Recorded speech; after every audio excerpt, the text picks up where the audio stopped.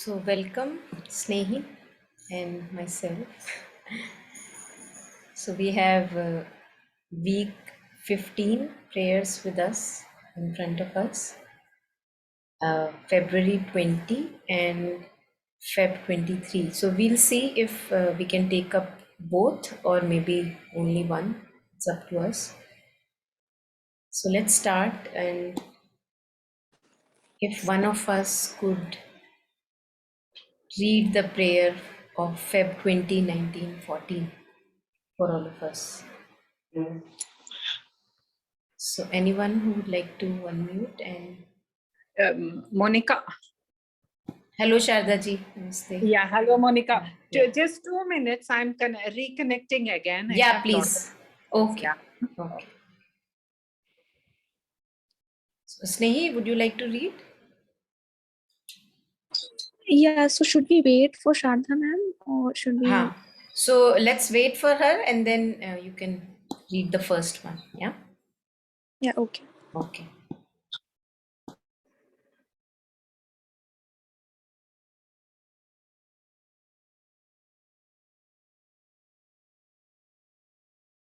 Okay, Snehi, would you like to go with the first one? Thank you. Yeah. February 20, 1914. The only thing that is important, the one thing that counts, is the will to be identified more and more completely with thee, to unite my consciousness with thy absolute consciousness, to be more and more the peaceful, calm, disinterested, strong servitor of thy sovereign law, thy loving will.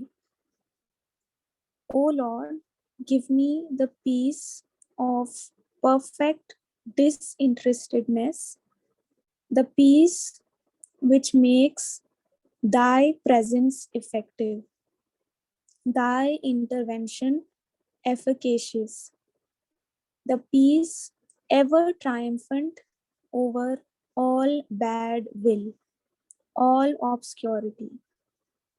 Lord, very humbly I pray to thee that I may be equal to my task, that nothing in me, conscious or unconscious, may betray thee by neglecting to serve thy sacred mission.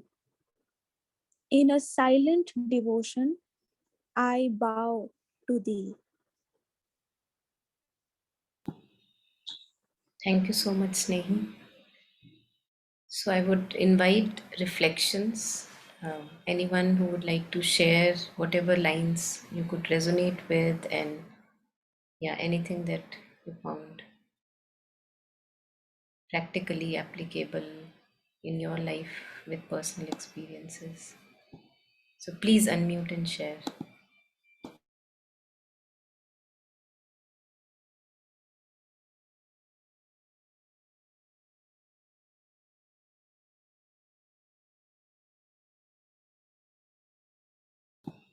Yeah, anyone?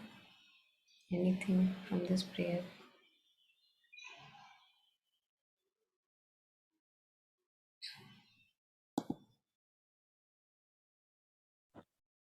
Yeah, Monica ji, if I can go ahead. Yeah, please, please. Yeah. So I'm also reading it first time. Naturally, as we have seen in the other prayers, there is great beauty of language, which how Mother has placed. And along with it, the aspiration, which I always feel when I read the prayers and meditations, that the one-pointed complete aspiration. And here also we see Mother is saying, the only thing that is important, the one thing that counts, is the will to be identified more and more completely with thee. And we all know, I mean, by this time, through these sessions or other sessions, that mostly the difficulties for us is our will is not unified. Especially our will is not unified, but the divine wants. And that is exactly what Mother is saying, that is the only thing that is important. To unite our consciousness with the absolute consciousness, to be more and more peaceful, calm, disinterested, strong servitor of thy sovereign law, thy sovereign will. So the thing is, the moment we feel the peaceful, calm, disinterested, and here we all know about the Gita, that the disinterested work. And here I would like to share one small anecdote that about two Indian monks from Ramakrishna Mission. So one of the junior monks, he asked the senior one that in Gita or in other scriptures as well, they are talking of this disinterested work. So if you don't feel disinterested, if you don't have any interest, and exactly he said, if you don't take any interest in the work, how will you feel motivated? How will you feel the urge to do better and better? The senior monk said that, my friend, it is disinterested work, not uninterested work. You have to take full interest without having any expectation of return. And that is the exact term Mother has also used here, disinterested. When we feel that we have done our best, or we are doing our best, and leave the results to the divine. I'm not saying that we have to have any expectation or not. When we think that we are leaving the expectation to the divine, that work is disinterested. Oh Lord, just give me a moment. Yeah, disinterested, we can say that without attachment. Just give me a moment.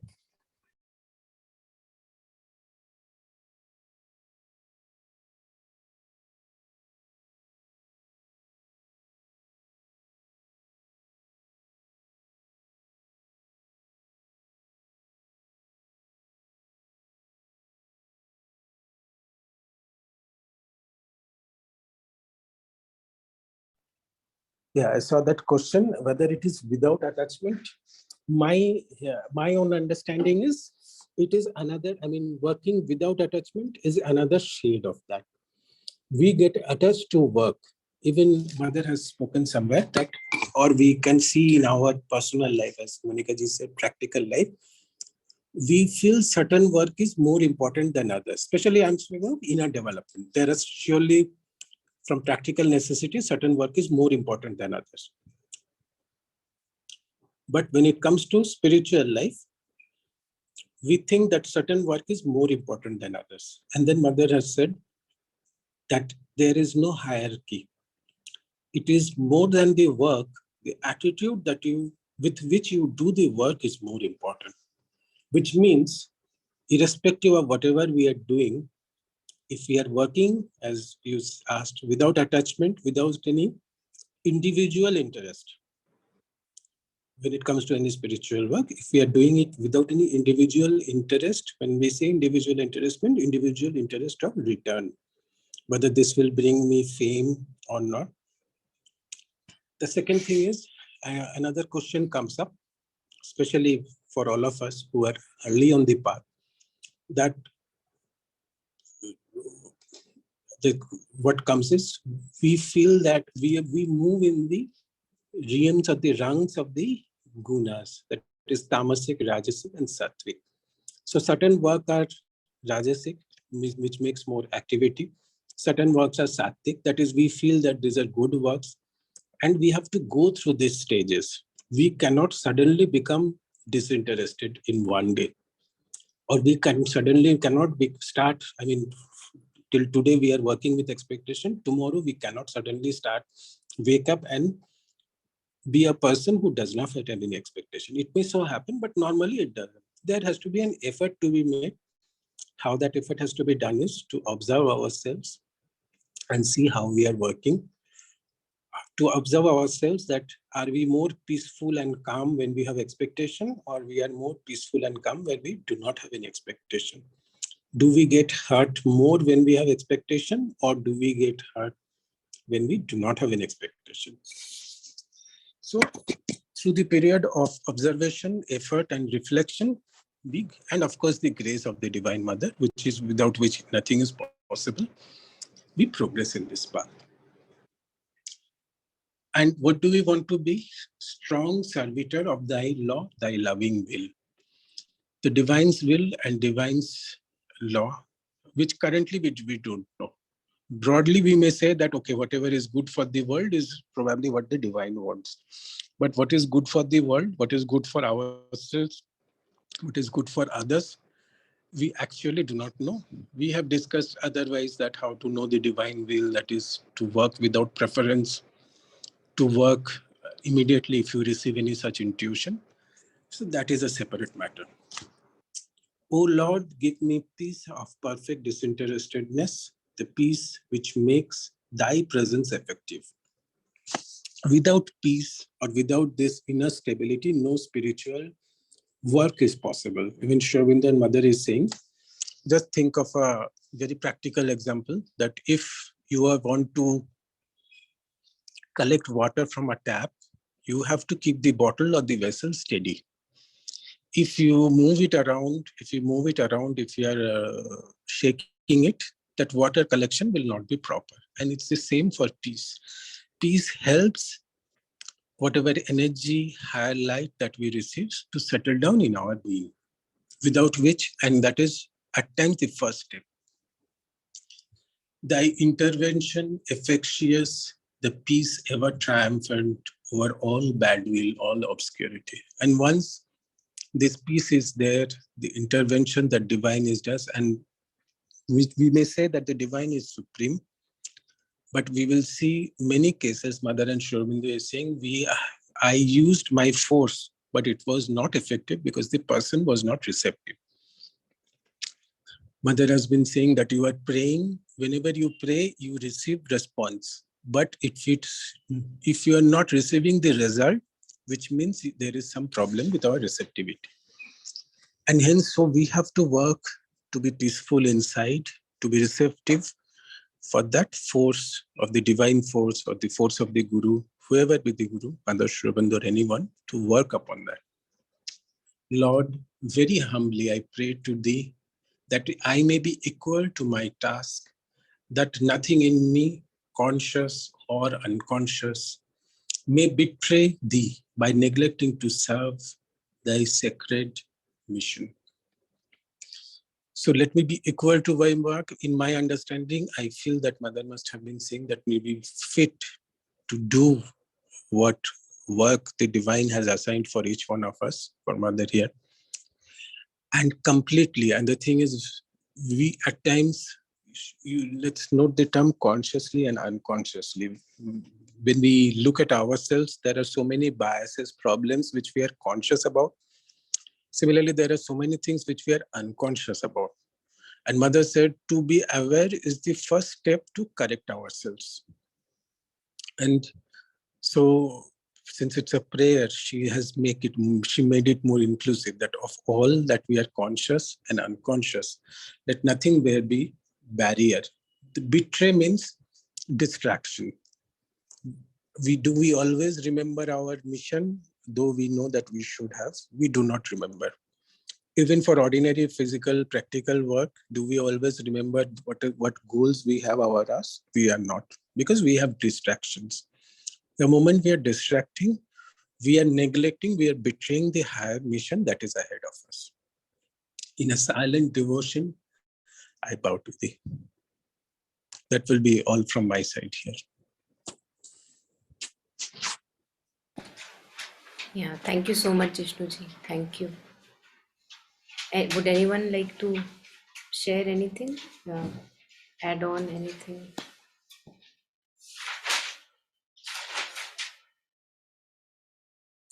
So, I think Jishnuji has elaborated beautifully on the prayer, but I'll just parallelly take a few words, not sentences, which I feel that maybe we can just talk about it a little more, or maybe reflect about it a little more. So, I think the first line and also the last few lines here highlighted May I not betray thee by neglecting to serve thy sacred mission. And the first line, the only thing that is important, the one thing that counts, is the will to be identified more and more completely with thee, to unite our consciousness with thy absolute consciousness, to be more and more the peaceful, calm, disinterested, strong servitor of thy sovereign law, thy loving will.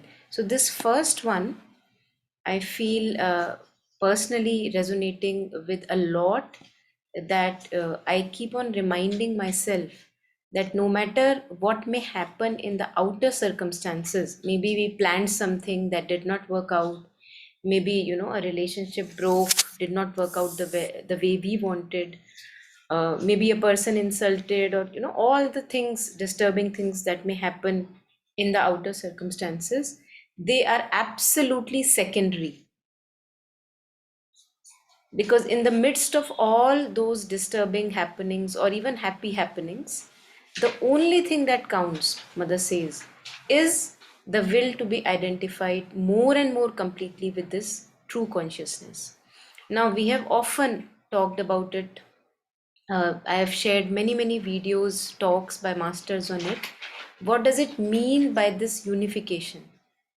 And one way in which many masters have shared, uh, what does it mean to unite with our true consciousness, is to identify, first of all, disidentify with the surface movement, which is the movement of thought, movement of feelings, movement of sense perceptions, to disengage from that and to know myself as awareness,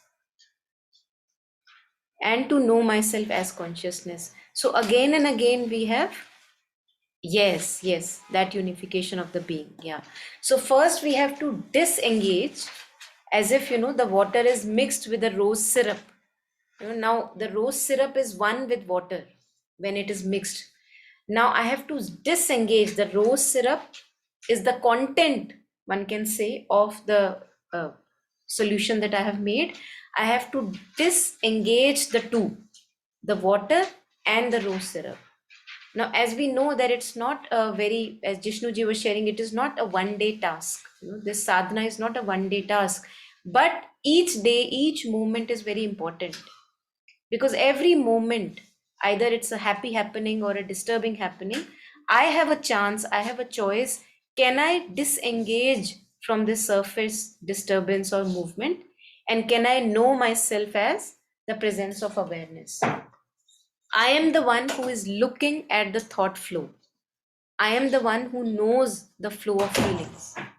I am the one who knows what's happening in the body. So when we identify more and more with the consciousness that sees, then we are doing the divine work. Individually, all of us are doing the divine work. So each moment is a beautiful window or portal into unification with the divine consciousness. So mother is sharing that nothing, absolutely nothing is important. No outer circumstance, no matter how cruel it may appear in the social social scenario. One may lose a job or have an accident, or all the stupid things we think that they are very bad, they should not happen. Nothing, mother says, or even the joyous stuff. I got a job and I got whatever, the good things socially that we consider. Nothing is important but the identification with the divine consciousness. No matter how much fame, how much respect I may get, if I am slipping down and if I am not able to identify with the true consciousness, no respect, no fame, it means anything. So everything is secondary. The only thing that is important, mother shares, mother reminds us, is to unite our consciousness with the absolute consciousness, to be more. And we see, whenever we are doing the sadhana within, all of us would experience this within, that whenever we are able to know ourselves as awareness, know ourselves as consciousness, and disengage from the movement of consciousness, content, and not get lost in the content, we actually experience peace and calm. No matter what is the movement going on outwardly. So mother says that when we do this, then the side effects are to be more and more the peaceful, calm, disinterested. And Jishnuji was beautifully talking about the disinterestedness. That I know that nothing lasting can come from this worldly experiences. The only thing that is lasting is always with me. So I cannot make my happiness, I cannot base my happiness on anything which is in movement in the world. No relationship, no job, no outer world happening can be a base or stable ground for my lasting happiness and joy. And the delight that I'm seeking, I find within myself. And that gives me disinterestedness. That whatever work I am doing, as Jishnuji talked about it, that it's not uninterested work. I take full interest in it. I give myself to the work, but I know I'm not demanding anything from the work. I'm doing it for the joy of doing it, for the joy of offering myself to the work. And the delight I find within myself when I take stance as consciousness, as awareness, when I unify myself within my being. So this is how we all, each one of us, in whatever little spheres we can, we can offer ourselves to the work of the divine, acting as a strong servitor of thy sovereign law, thy loving will. This is where we align ourselves with the divine will. When we disengage from the surface movement and we engage or we identify ourselves as this presence of awareness or consciousness which sees and which is making everything known, the knowing within us. I am that knowing. So if there is a mood which is bad mood, who am I? I must ask in that moment. I am the knowing that sees this mood. And immediately I can disengage and have the peace back, have the calm back, and then decide whatever decision is to be taken in that moment. So I feel personally I resonate very much with this reminder from the mother and other masters also, where they remind that the only thing that matters is this, and every circumstance, every outward happening is secondary to this important work. So coming to the last few lines, and Lord, very humbly I pray to thee that I may be equal to my task. May I do my task with goodness. May I come up to it, live up to the task that you have granted me or given me. That nothing in me, conscious or unconscious, may betray thee by neglecting to serve thy sacred mission. So this sacred mission of the divine is something for each one of us. We cannot say that it's only for a few of us, that those sadhaks or rishi type people are only can only walk on the path. It's individually in our personal spheres, it's our sacred mission to disengage from the surface ego consciousness and to identify and know ourselves as the presence of knowing, presence of consciousness. And when we align ourselves like that, our life unfolds in a way which is a different unfolding, a conscious unfolding. You feel grateful for each and every outward happening because you have an idea that yes, it is leading me, it is unfolding something in front of me.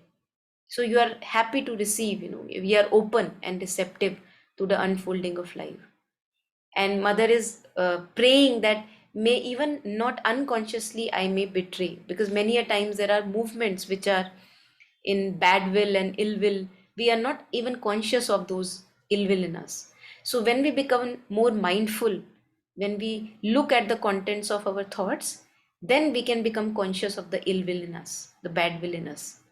And when we become conscious, we can disengage and we can choose not to follow the dictate of the bad will or ill will or jealousy or ambition or pride, vanity, all these movements which are not true to our nature. So when I become conscious of it, then I have the capacity to step back, not to listen to the dictate.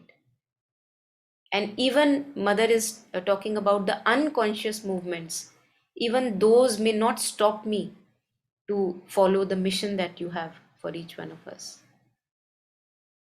And when we connect with our inner self, inner being, in the depths, we have this quiet stillness. And with that quiet stillness, Mother says, I bow to thee in gratitude, in groundedness, and in awe of this mystery that goes around us.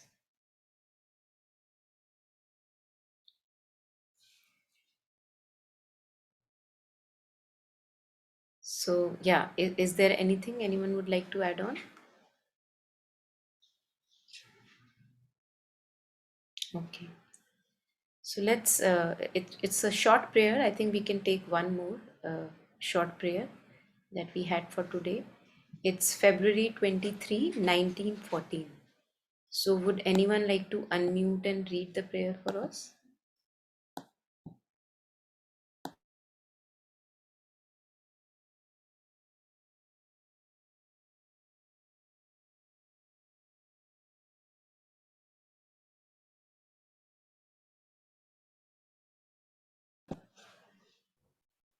Yes, Shweta. Yeah. February 23rd, 1940. Grant, O Lord, that we may be more and more conscious of thy law, that is, be one with it, so that we may foster its manifestation in all things. Lord, grant that I may become master of my vagabond thought, that living in thee, I may see life only through thee, and the illusion of material reality may come to an end and be replaced by perception more in conformity with thy eternal reality. Let me live constantly in thy divine love, so that it may live in me and through me. Grant that I may be an efficient and clear sighted collaborator, and that everything within me may foster the plenitude of thy manifestation. I know all my imperfections, my difficulties, my weaknesses. I feel all my ignorance, but I put my full trust in thee and bow down before thee in silent devotion.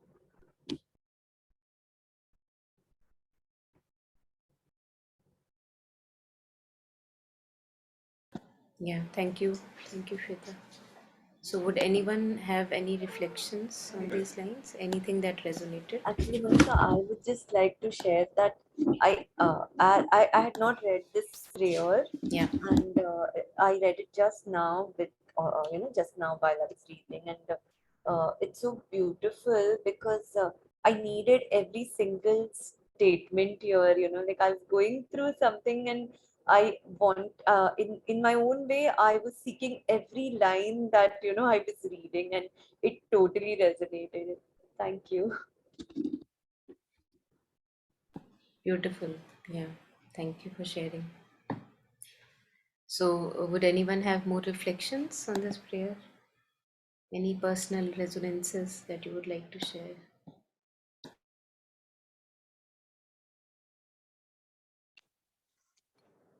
I think one thing that stands out to me is be the master of my vagabond thoughts.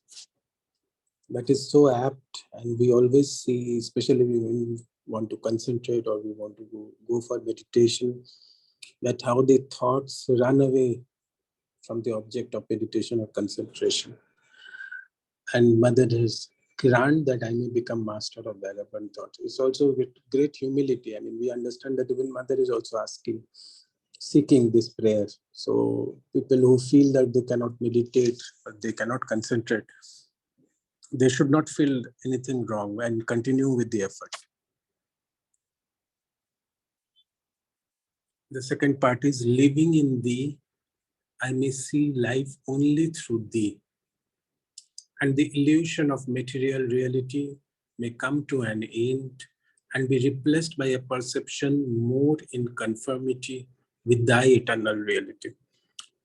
And here what I feel is, with the material reality is, we get, as Monica ji was saying, that we get moved with happiness, happy events and sad events. That does not mean that there is no happiness or sadness. But the thing is, if we can normally what happens is if we look at our life, we see partial truth. We have passed something, we become happy. If you look back, maybe at times failures were more important for growth and even success than smaller successes. Maybe at times failure makes us reflect and try harder to come back stronger than for smaller successes. And which means that we normally have a partial view, we all of us, that we take the temporary happenings at their surface meaning. Whereas if we live in the eternal reality, one thing is we are unmoved, and the second thing is if we have that faith and trust, which Mother has spoken in the last line, that everything will be okay if we continue to make the effort. Not that if everything will not be okay if we stop trying. There is one beautiful line that somebody asked Mother, Mother, is it for everyone, whatever happens for good? And then Mother said, if you are seeking the divine only, don't forget that. If you are seeking the divine, whatever happens for good. Which means if you have a material aim, so whatever happens is not happening for good. And there Sri Aurobindo in Life Divine has said that material world follows the material rules, which means in sports, it is the fittest will win. In business, whoever is more competitive will win. Just because you have faith in the divine or you are a bhakta, you will not get any additional material wealth. There, the material rules will apply. You will have peace, as we saw in the last prayer. You will have peace because of the disinterested action. You will have your inner growth, but you cannot link it to something external, tangible benefit. Let me live constantly in the divine love so that I may live, it may live in me and through me. And I think this is very beautiful, which I think linked to the first line where Mother is saying that let us be linked with you so that we can manifest human things. If we look life at very broadly, there are whom we call great people, good people, and whom we call evil people. If we see that whom we are calling constructive people, they are recipient of higher forces, constructive forces, harmonizing forces. Whereas people who are having destructive, who are receptive to destructive forces, they are creating destruction in the society. So basically, we all are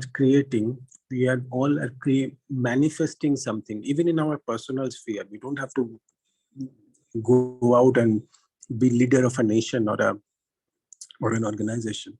But even in our personal sphere, we are manifesting the forces that we are receiving to, or that we are receptive to. We don't need to clean the entire locality. We should just clean our home, our mind, ourselves. That will be good enough to start with. What we are manifesting, what we are receptive to. The last line I really liked so much, it stood out. I know all my imperfections, my difficulties, my weaknesses. I feel all my ignorance, but I put my full trust in thee and bow down before thee in silent devotion. That is, in spite of everything. I know my weaknesses, I know the difficulties, I know whatever it is, but I bow down, I put the full trust. That is, in spite of that, I know that if the divine grace is there and if I'm continuing to make effort, I will come out of it.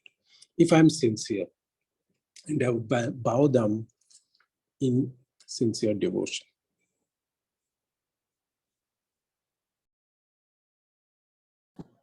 Thank you so much, Jishnuji.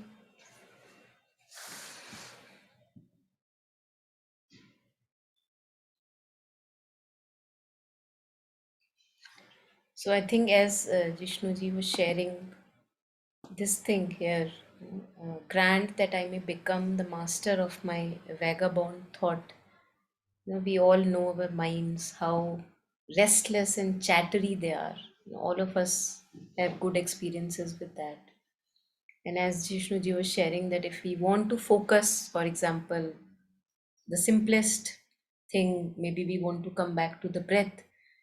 We know that parallelly so much of chatter goes on.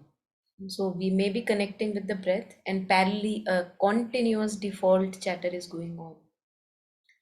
But even this stage, as masters have shared, that even this stage of coming back to the breath, bringing the mind to the present moment in the body, maybe concentrating on the rising and falling of the tummy. So, however, we may want, bringing the mind to the body, to the present moment, either with breath or the belly movement or other means, whatever we may have. Just this mindful presence can do wonders even if the background chatter is on, because now I have stopped believing in the background chatter.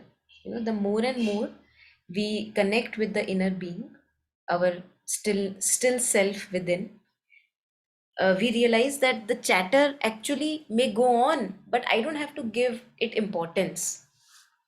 And when we stop giving the content of thoughts, the repetitive content of thoughts, so much of importance, then it just becomes background noise. Because there is a very strong, persistent effort that I'm putting, that I now want to bring the mind to center, and I want to center it with the breath in the body in the present moment and stay as awareness. So, when this inner willingness is there, that I have had enough of suffering through the chatterbox mind, and now it's time to tame it and train it, I think then things really, really begin to change. Most often than not, what happens is that we have a chattery mind, we are not even aware of the chatter, and all that chatter appears very, very real and concrete, and we take it too seriously. But when we are slowly convinced that chatter is just chatter, and I don't have to believe in the chatter and all the dictates of thoughts, feelings, whatever goes on in the head, and I know that there is more benefit for me when I remain calm within, then I can take better decisions in life also, practically, and maybe benefit others and myself through that calmness. Then we become convinced that it is good to put effort in taming and training the mind. So I think this is very, very important. And mother also at one moment, she says that the best gift you can present, the best present one can give a child is to learn, is how to learn and how to master himself. And we know that mastering our thoughts, which are so monkey like, it's a wonderful challenge in front of us. It can keep us really occupied and busy for the rest of our lives. So whatever is happening, what is I must focus on what is the state of my being within. How restless, how calm is the state within, and work on that. And then we see that we will never be unemployed. We always have work to do. So this is a lifetime of a work that mother is showing all of us, that I may become the master of my vagabond thought, that living in thee I may see life only through thee, and the illusion of material reality may come to an end. I think Jishnuji was already elaborating upon it beautifully.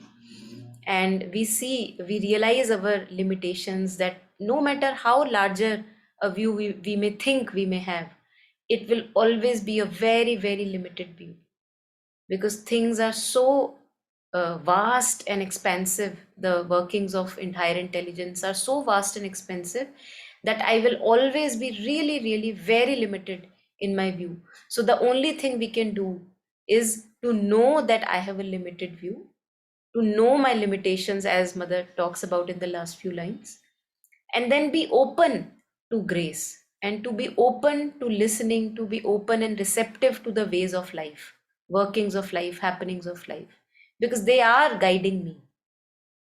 And when I have this aspiration in me that may I be guided towards light and love and peace, then as Jishnuji was sharing that we are guided, as he's shared, that the highest possible, the best possible happens when we are ready to have this aspiration that may I unite myself with the absolute consciousness, and nothing comes in front of that. So when we have this aspiration in every interaction that we have in day-to-day life, that we are not trying to put the agenda of the ego in front, we are just wanting to move more and more towards clarity, light, and love, then we are shown the path and everything happens for the good. Highest possible does happen in that moment. So the thing that I have to do is to purify myself of the ill wills and bad intentions that I unknowingly have. Just this constant purification and detoxification, if I can continue with, and I relate also this with developing a bodhi sattva heart, or developing a bodhicitta, enlightened heart and mind. That knowing that we are limited, knowing that we have darknesses, may I not operate from the darkness. And I may not be all powerful, but the divine, the higher intelligence knows better than me. So allowing the higher to guide you, being open and receptive. This is how we develop the quality of a bodhicitta, the enlightened mind and heart. So, and when we put effort there, then slowly we are not stuck in the material reality. The examples that Jishnuji shared, and also when we look at physics, we know that, for example, the simplest example of a rainbow. What would you say? Is it there? Is it not there? Because when we go there to touch it, you can't touch it, but you see it. So what would you say? Is it there or is it not there? Because it's ungraspable. You can't grasp it with your hands. So the absolute consciousness, the true reality, the divine consciousness is also many a times related with something like this, that what would you call? Is it there? Is it not there? Because it is ungraspable. You cannot grasp divine consciousness. So it is beyond the grasp of everything. And the only way is to more and more move towards it and be it, Mother says. That it is not possible to know it, but it is possible to become it. And that is how, by identity, by unifying ourselves with that consciousness, we get a taste of it, of a flavor of it. So that is there, a possibility with each one of us. And there we can then, the illusion of material reality can come to an end and be replaced by a perception more in conformity with the eternal reality. So we get more expansive, more vast in our mind, more supple, flexible in our feelings, and more open-hearted, because we see that from time to time our hearts are so locked, specifically not for outer people, more often than not for our family members, our relatives. Our hearts are really locked. We may be very happy and good with our friends, but it's the test, true test, I think, is also in front of our relatives, and many a times people close to us to which we don't open our hearts, and we remain shelled and walled even when living in one house. So this is my inner work. It's an unending inner work that can go on. And then Mother says, as Jishnuji was talking, that it's a beautiful line: let me live constantly in thy divine love, so that it may live in me and through me. So another name for consciousness can be love. So when I identify and take stance as consciousness, I am love. Because consciousness is love that allows all to be. Love is this allowing, vast allowing space, which allows all the moods to be, all kinds of different people to be, no matter how cruel it may appear to the social mind, but it is allowed. Everything has a place in this universe. So that divine love is at the core of our being. And I feel that it's not even a privilege, but a necessity for each one of us to discover this true essence of love even in our hearts, so that we can live as love. There is so much lack of love all around, if we see. And if we can become that flame of love ourselves in whatever little way possible, that's something, some offering that we can do, make to this universe.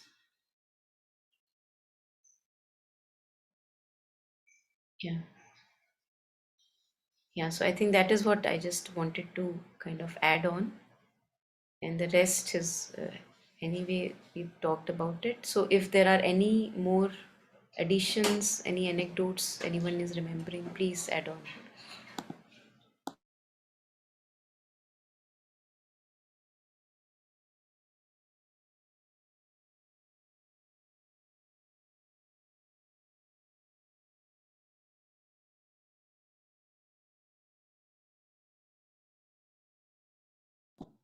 Okay, so I think that, yeah, Jishnuji, please go ahead.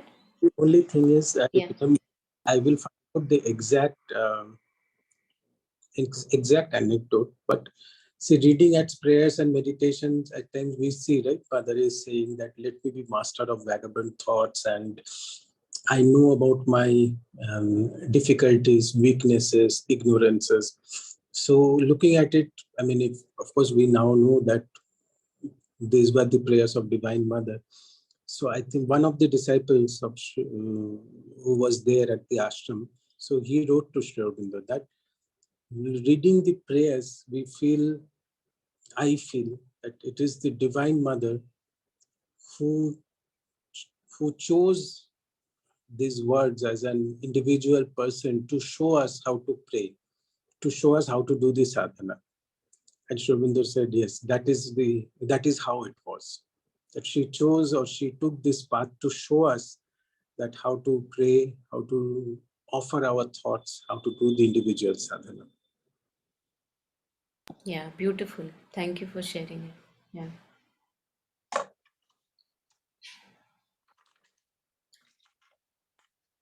Okay, so thank you everyone. Thank you for sharing. Thank you for listening so patiently, and thank you for more importantly walking on the path, whether or not we are able to attend the sessions. But yeah, we must walk the path. Thank you. Thanks everyone for joining in. Thank you, Monica. Thank you. Thank Bye you bye. so much. Thank you. Bye bye.